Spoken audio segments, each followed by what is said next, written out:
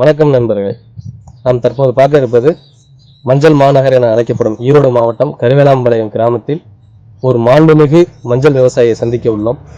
Sir வணக்கம். ஐயா வணக்கம். சார் உங்க பேரு? என் பேர் கணேசனுங்க. சார், இப்ப தமிழக அரசு அறிவித்துள்ள பயிர்க்கடன் தள்ளுபடிகள் நீங்க பயன்பெற்று இருக்கிறீங்களா? பயன்பெற்று இருக்காங்க. என்ன விவசாயம் சார் நீங்க பண்ணிட்டு இருக்கீங்க? மஞ்சள் தாங்க பண்ணிட்டு இருக்காங்க. மஞ்சள், வாழை, கரும்பு மூணுமே பண்றாங்க. எவ்வளவு பண்ணிட்டு இருக்கீங்க சார்? நாங்க ஒரு 30 வருஷம் விவசாயம் பண்ணிட்டு இருக்கோம். சார், இப்ப இந்த பயிர்க்கடன்ங்கிறது உண்மையிலே விவசாயிகளுக்கு கிடைக்குதா இல்ல பிறருக்கு பயன்படுது? விவசாயிகளுக்கு கிடைக்குதுங்க. ஆனா விவசாயம் பண்றதுல வர்ற நஷ்டத்துக்கு ஏதோ 5 வருஷத்துக்கு ஒரு தடவை ஒரு தள்ளுபடி வர்றது, ஒரு நஷ்டத்துல கொஞ்சம் லாபம் கிடைக்கிற மாதிரி அவ்வளவுதான். நீங்க சொந்த நிலத்துல பண்றீங்களா சார்? சொந்த நிலம் 1 ஏக்கரா பண்றாங்க. மீதி ஒரு 3 ஏக்கரா விவசாயம் குத்தகைத்த ஓட்டிட்டு இருக்கிறாங்க. மஞ்சள் குத்தகைத்த ஓட்டிட்டு இருக்கிறாங்க. இப்ப நீங்க சொந்த நிலத்துல பண்றது பரவாயில்லையா இல்ல குத்தகை நிலத்துல? இல்ல, சொந்த நிலத்துல பண்றது லாபம் கிடைக்குங்க. குத்தகை நிலத்துல பண்றது நஷ்டம் வரும்போது நஷ்டம் தாங்க. அந்த சொந்த நிலத்துல இருக்கிறத லாபத்தை கொண்டு வந்து இதுல போட்டுதான் விவசாயம் பண்ணிட்டு இருக்கேன். கிராமத்துல இருந்துட்டு வேற எந்த ஒரு தொழிலும் பண்ண முடியாது. விவசாயத்தை நம்பி இருக்கிறனால அதான் செய்யற மாதிரி இருக்குதுங்க. சரி, இது மஞ்சள் மட்டும்தான் வருமா இல்ல மற்ற பயிர்களும் வருங்களா? மஞ்சள், வாழைங்க, கரும்பு வருங்க.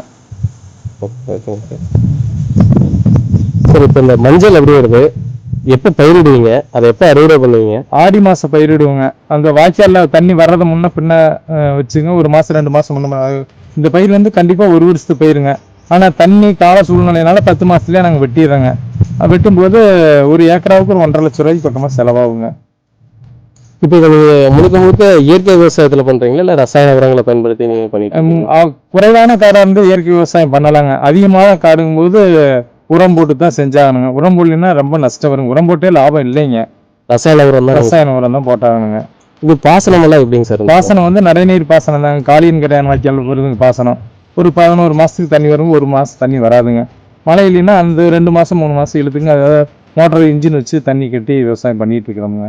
இப்போ நீங்க மஞ்சள் விவசாயம் பண்றீங்க அப்படின்னா அதுல எவ்வளவு முதலீடு பண்ணுவீங்க? அது எப்படிலாம் பயிருக்கு உரம் வாங்குறது பிளஸ் பயிருக்கு விதை வாங்குறது, இதுக்கெல்லாம் எவ்வளவு நீங்க பயன்படுத்த? அதாவதுங்க, ஒரு ஏக்கராவுக்கு 1300 கிலோ மஞ்சள் வாங்கணுங்க. கிட்டத்தட்ட ஒரு 36,000 கிலோ 30 ரூபாய்ங்க. குப்பை ஒரு 5,000 ரூபாய்ங்க. அந்த மஞ்சள் பாத்தி பிடிச்சி ஊன்றதுக்கு ஒரு 10,000 ரூபாய்ங்க. அப்புறம் பில்லு பிடுங்கிறதெல்லாம் பார்த்தீங்கன்னா ஒரு 5,000 ரூபா வந்துருங்க. உரம் ஒரு 20 ரூபா வந்துருங்க. அப்புறம் அந்த மஞ்சள் வெட்டும் போது ஒரு ஏக்கராவுக்கு 30 ரூபா வருதுங்க. அது வெட்டி வேவிச்சு இது பண்ணும்போது கிட்டத்தட்ட ஒரு 1.5 லட்ச ரூபா வந்துருங்க. 1.5 லட்ச ரூபாயில ஒரு ஏக்கராவுக்கு 20 மூட்டை இருந்து ஒரு 30 மூட்டை 35 மூட்டை விளையுங்க. அதாவது தண்ணி வர்ற சூழ்நிலையை பொறுத்துங்க, அந்த மழையோட சூழ்நிலை, விவசாயத்தில் அதாவது விளையிற விளைச்சலை பொறுத்து லாபம் வருங்க. ஒரு வருஷம் நஷ்டம் வரும். இதுல சின்ன வெங்காயம் ஒரு ஊடு பயிரா பண்ணுவாங்க. அதெல்லாம் வரும்போது கொஞ்சம் கை கொடுக்குங்க. ஒரு சில வருஷம் விலை ஏறித்துன்னா லாபம் வருங்க. கரெக்டான விலை வித்துன்னா நஷ்டம் தான் வருங்க. சார், ஒரு வருஷம் 18,500 ரூபாய்க்கு மஞ்சள் வித்துருக்கு. இன்னைக்கு ஒரு 6,500 7,000 அந்த ரேஞ்சில் தான் போயிட்டு இருக்கு. இதுக்கு என்ன சார் காரணம்? அதாவதுங்க, அது உலக எல்லா நாட்டிலையும் விளையிற விளைச்சல், அது மழையில சேதமாகிறது, பற்றாக்குறை வரதுனால ஏறுதுங்க. அப்புறம் வியாபாரிகள்லாம் ஒன்று சேர்ந்து ஒரு கால்குலேஷன் பண்ணிக்கிறாங்க. இவ்வளவுதான் முதல்ல எல்லாம் சொசைட்டி பண்ணோம்னா நல்ல விலைக்கு விற்கிங்க. ஒரு 10,000 8,000 ரூபாயில விற்கும். இன்னைக்கெல்லாம் அவங்க ஒரு அன்கோ போட்ட மாதிரி ஒரு குறிப்பிட்ட ரேட்டுக்கு மேலே போறது இல்லைங்க. நல்ல மஞ்சள் ஒரு மூட்டை மட்டும் ஒரு 8,000 ரூபாய்க்கு போனா மீதி எல்லா மூட்டையும் 6,000 5,000 4,000 தான். அந்த அதிக விலை போனது பார்த்தீங்கன்னா ஒரு மூட்டை தான் போகும். அப்போ நம்ம அதாவது ஒரு வருஷம் பூரா பாடுபட்டுங்க இதுலயே முதலீடு பண்ணிட்டு நம்ம சூழ்நிலையில வச்சு ஸ்டாக் பண்ண முடியாதுங்க. என்ன காரணம்? பண பொருளாதாரம் சிக்கல் எல்லாம் இதுக்காக அவசரத்துக்கு கொண்டே நம்ம அதாவது வித்துருவோங்க. அப்போ வச்சிருந்து வித்தோம்னா நமக்கு லாபம் வருங்க. அந்த திடீர்னு விற்கிறதுனால நமக்கு நஷ்டம் தான் வருங்க. சார், அப்போ நீங்க அரசு குடோன்லாம் நீங்க விற்கிறது இல்லைங்களா? அரசு குடோன்ல தான் விற்கிறாங்க. நாங்கள் விற்கிறதெல்லாம் அரசு குடோன்ல விற்கிறோம். அதுலேயும் இப்போ ஒரு நிர்ணயிச்சுக்கிறாங்க அவங்களுக்குள்ள வியாபாரிகள் விலையை. இப்போ அரசு குடோன்லயும் வியாபாரிகள் ஏழை எடுக்கிறாங்க, டெண்டர் முறையில் எடுக்கிறாங்க. அந்த அதிக விலை பொருள் பார்த்தீங்கன்னா 1 மூட்டை 2 மூட்டை அந்த மாதிரி தான் போகுங்க. மீதி எல்லாம் நாங்களாம் 30 மூட்டை 40 மூட்டை கொண்டுட்டு போய் 2 தடவை போய் அது ஒரு 3 மாசத்துக்கு மேலே மருந்து வைக்கணுங்க. இல்லாட்டி மஞ்சள் உளுத்து போயிடும். அப்படியெல்லாம் வச்சு அது பார்க்கும்போது எங்களுக்கு நஷ்டம் தான் அதிகம் வரும். போற வரைக்கும் வித்துட்டு வந்துருவோங்க. சரி, இப்போ இந்த ஒரு மூட்டை அப்படின்னா அந்த ஒரு மூட்டையில் எத்தனை கிலோ மஞ்சள் இருக்கு? ஒரு மூட்டையில் 100 கிலோ மஞ்சளுங்க. 100 கிலோ மஞ்சளுங்க.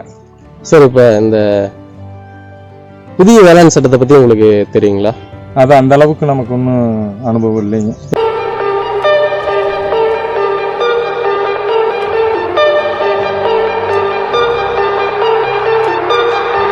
டெல்லியில விவசாயிகள் போராடிட்டு இருக்காங்களே, அதை பத்தி உங்களுக்கு எதுவும் தெரியுங்களா? அது அவங்களுடைய ஏரியா, அந்த சூழ்நிலை பத்தி நமக்கு நம்மளுடைய பிரச்சனை தான் நமக்கு தெரியுங்க. அவங்க சூழ்நிலை இப்ப நாங்களாம் விவசாயம் ஒரு 2 நாளைக்கு ஊற விட்டு போக முடியாதுங்க. ஏன்னா நாங்கள் தண்ணி கட்டணும், உள்ள வேலை செய்யணும், ஆடு மாடு பார்க்கணும், இந்த வேலையெல்லாம் இருக்குங்க. நாங்கள் ஒரு நாள் போயிட்டாலே வர்றது ரொம்ப சிரமமுங்க.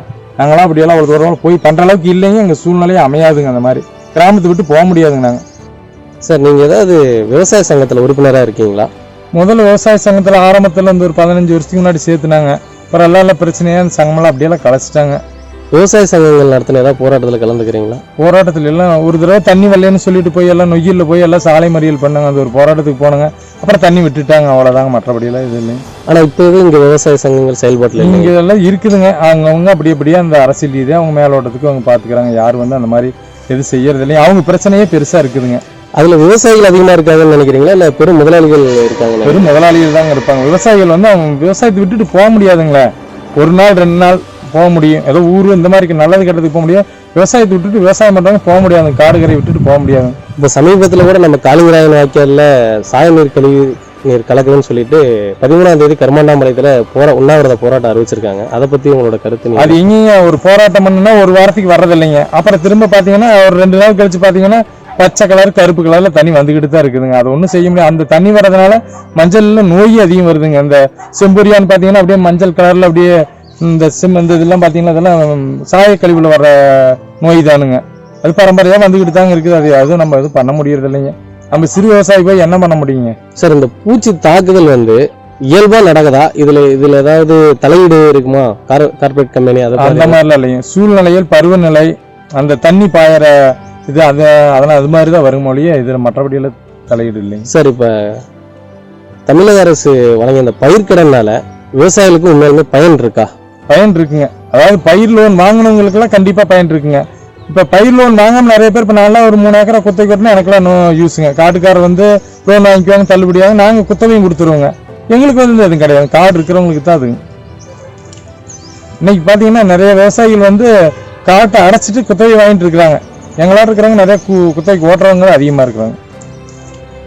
சார், இந்த 1 ஏக்கர் நீங்கள் மஞ்சள் பயிரிட்டு அதில் முதலீடெல்லாம் பண்ணி அதை அறுவடை பண்ணி நீங்கள் வந்து மண்டியில் போட்டு அமௌண்ட் வாங்கும்போது அதில் உங்களுக்கு எவ்வளோ லாபம் கிடைக்கும் சார் 1 ஏக்கருக்கு? அதாவதுங்க நம்ம அறுவடைக்கு அதாவது பயிரிடும் போது வர்ற நேரம் மாசமும் தண்ணி நீக்கிவிட்டு வர்ற மாசமும் இப்போ முன்னாடியே நிறுத்துறாங்க. அந்த மாதிரி 12 மாதம் விளைஞ்சு வர்ற மஞ்சளுக்கும் 10 மாதத்துல வெட்டினா வெயிட் குறையுங்க. அது அந்த மாதிரி வெட்டி வேவிச்சு கொண்டுட்டு போகும்போது அங்கே விலைவாசி நல்லா விற்றுதுன்னா பரவாயில்லைங்க. விலை கம்மியாக விற்றுனாலும் போட்டு வந்துடும். ஏன்னா எங்களுக்கு பண பிரச்சனைகளாக இல்லை. ஒரு அப்ராக்சிமேட்டா ஒரு லாபம் இவ்வளோ இருக்கும் அப்படின்னா லாபம்னு பார்த்தீங்கன்னா ஒரு 20 ரூபா 30 ரூபா வருங்க. இதில் இந்த உள்ள ஊடு பயிரா வெங்காயம் அதெல்லாம் விடுறோம் இல்லைங்க, அதுல ஒரு 10-20 கிடைக்குங்க. ஒரு சில வருஷம் நஷ்டமும் வருங்க, ஒரு சில வருஷம் லாபம் இருக்குங்க. விற்கிற விலைவாசி பொறுத்து சூழ்நிலைக்கு தகுந்த மாதிரி தாங்க. சார், இந்த விவசாய தொழிலை லாபகரமான தொழிலாக மாற்றணும் அப்படின்னா என்ன செஞ்சால் அது மாறுங்க? விவசாய பொருளுக்கு நிர்ணயிக்கணுங்க விலை. விவசாயத்துக்கு தேவையான உரங்கள்லாம் வந்து இன்னும் மானியத்தில் கொடுக்கணுங்க. கூலியெல்லாம் அதிகமாகிட்டு போயிட்டு இருக்குதுங்க.